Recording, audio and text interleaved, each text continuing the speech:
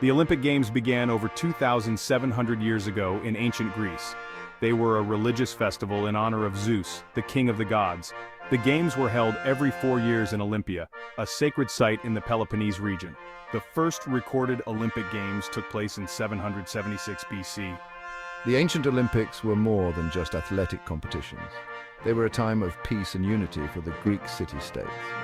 During the Games, all wars were suspended. This allowed athletes and spectators from all over Greece to travel safely to Olympia. The Games were a chance for Greeks to come together and celebrate their shared culture and identity. The ancient Olympics were a major event in the Greek calendar, marking significant cultural importance. The ancient Olympics featured a variety of athletic events, each showcasing strength, skill, and endurance. These games were not just a display of physical prowess, but also a celebration of the human spirit and the cultural values of ancient Greece. The most famous event was the stadion, a foot race covering the length of the stadium, approximately 200 meters. This race was the highlight of the Games and drew the most attention from spectators, who would gather in large numbers to witness the speed and agility of the runners. It was the oldest event, dating back to the very first Olympic Games. The stadion race was a symbol of the Games' origins and held a special place in the hearts of the ancient Greeks. Another popular event was wrestling, a test of strength and technique. Wrestling was not only a physical contest but also a strategic battle, where athletes had to outthink and outmaneuver their opponents. Wrestling matches took place in a sandpit, and the goal was to throw your opponent to the ground 3 times. The sandpit provided a challenging surface, adding an extra layer of difficulty to the matches. Boxing was another brutal contest, with fighters wearing leather straps around their hands and forearms. These straps, known as hemantes, offered some protection but also made the punches more devastating. The chariot race was a thrilling spectacle, with teams of horses pulling 2-wheeled chariots around a track. This event required not only physical strength, but also exceptional skill in handling the horses and chariot. It was a dangerous event, and crashes were common. The risk of injury or even death added to the excitement and drama of the race, making it a favorite among the spectators. The pentathlon was a multi-event competition that included running, jumping, discus throwing, javelin throwing, and wrestling.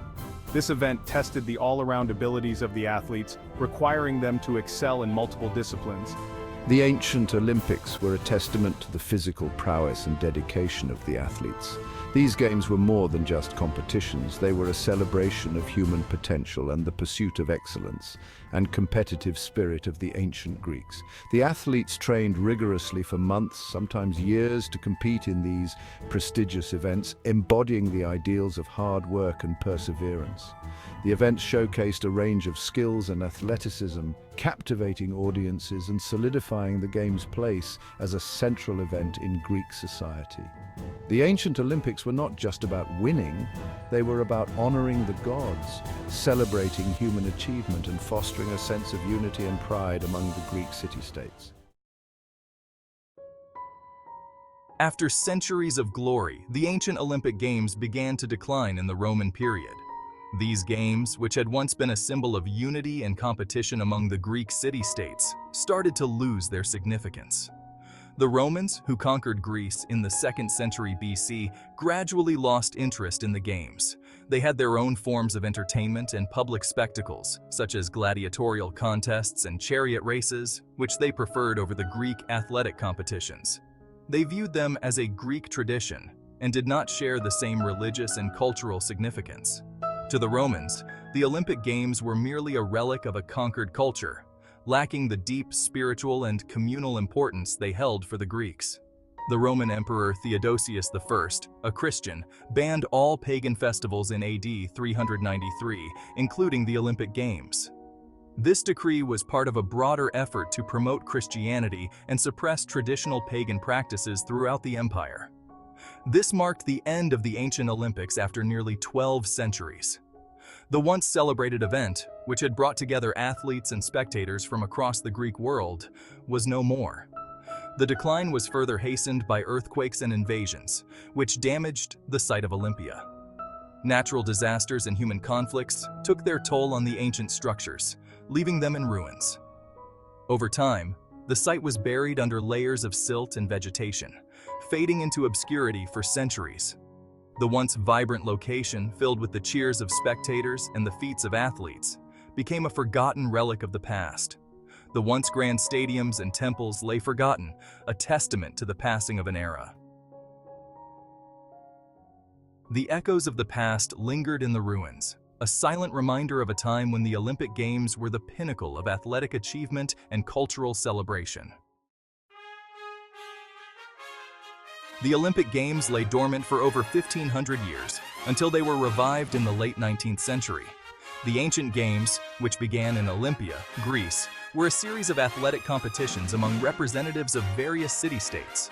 They were held in honor of Zeus and were a crucial part of Greek culture.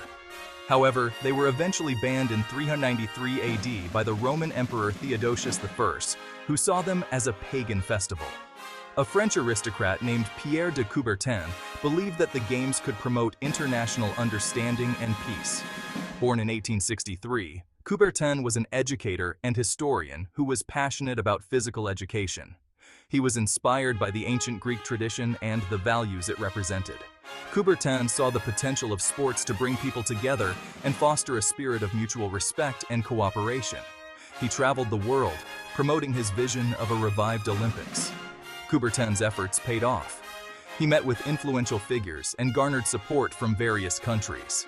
His tireless advocacy and persuasive arguments convinced many that the revival of the Olympic Games could serve as a powerful tool for promoting peace and unity among nations.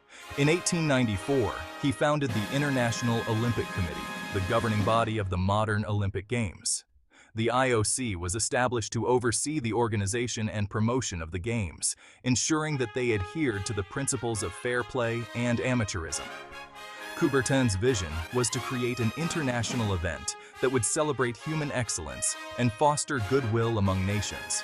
The first modern Olympic Games were held in Athens, Greece in 1896. This choice of location was symbolic, as it paid homage to the origins of the ancient games. The event was a monumental undertaking, requiring extensive planning and coordination. Despite the challenges, the Games were successfully organized and marked the beginning of a new era in international sports. The Games were a success, with athletes from 14 nations competing in a variety of sports. Events included track and field, gymnastics, wrestling, and more. The participation of athletes from different countries highlighted the universal appeal of sports and the potential for the Olympics to bring people together from all corners of the globe. Coubertin's vision for the modern Olympics was based on the ancient Greek ideal of amateurism. He believed that the true spirit of the Games lay in the participation of athletes who competed for the love of sport, rather than for financial gain. This principle was intended to preserve the purity and integrity of the competition. He believed that athletes should compete for the love of sport, not for money or prizes. This ideal was central to Coubertin's philosophy and was enshrined in the early rules of the modern Olympics. The emphasis was on personal achievement, sportsmanship, and the joy of participation. However, the modern Olympics have struggled to maintain this ideal. Over the years, the Games have become increasingly commercialized, with sponsorships, endorsements, and professional athletes playing a significant role. This shift has sparked debates about the true meaning of the Olympics and the balance between amateurism and professionalism.